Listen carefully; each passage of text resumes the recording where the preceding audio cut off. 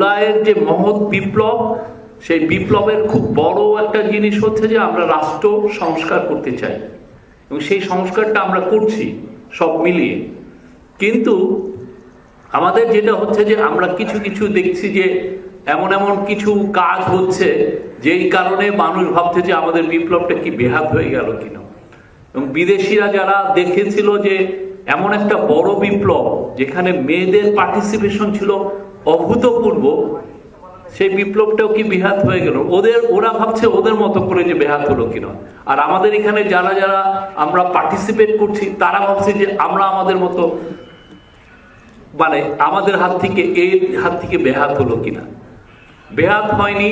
জুলাই বিপ্লব ঠিক তার যেই এক্সপেকটেশনটা তৈরি করেছিল সেই এক্সপেকটেশনের মতোই আছে এবং সেই অনুযায়ী কাজ হচ্ছে।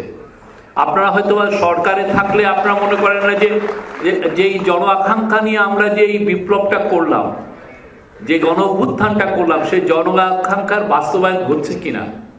কিন্তু আপনি দেখছেন কি এটা খুব শর্ট টার্ম দেখছেন, জন আকাঙ্ক্ষার বাস্তবায়ন হচ্ছে কিনা এটা দেখছেন।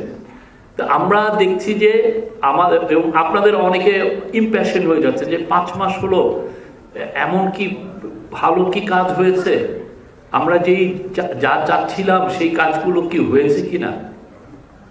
আমি আপনাদেরকে বলবো আপনারা অন্যান্য এর আগে যারা ইন্টারিম গভর্নমেন্ট এসছে, কেয়ারটেকার গভর্নমেন্ট এসছে, তাদের সাথে তুলনা করেন। বাংলাদেশের একটা ভঙ্গুর ব্যুরোক্রেসি নিয়ে আমরা যা অ্যাচিভ করেছি, এই জন আকাঙ্ক্ষার গভর্নমেন্ট অভূতপূর্ব অনেকগুলো জিনিস আমরা একটা এই ইন্টারিম গভর্নমেন্ট স্ট্যাবিলিটি নিয়ে এসছে। আপনি যদি এই গভর্নমেন্ট যদি স্ট্যাবিলিটি না আসতো, আপনি ধরেন ইকোনমিতে আপনার একটা নেগেটিভ ইম্প্যাক্ট হতো, এটা পলিটিক্যাল টার্বুলেন্স হতো। তখন অনেকে বলতে যে তাহলে বিপ্লবটাই কি ঠিক হচ্ছে কিনা, হয়েছে কিনা, সেটা নিয়েই কোশ্চেন করতো। 5 মাসে একটা স্ট্যাবিলিটি নিয়ে আসা হয়েছে এবং আমরা প্রতিদিন আমরা দেখছি, আমরা ক্রাইমের ফিগার দেখছি যে law and order situation almost ঠিক হয়ে গেছে।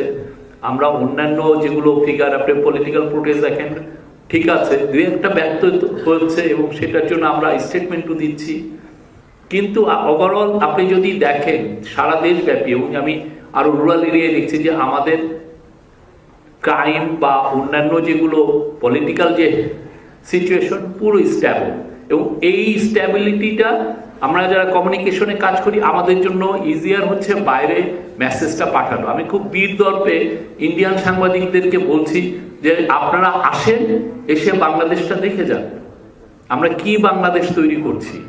এটা কি হাসিনার চোরতন্ত্র নাকি এটা জনগণের শাসন, এটা দেখে যান।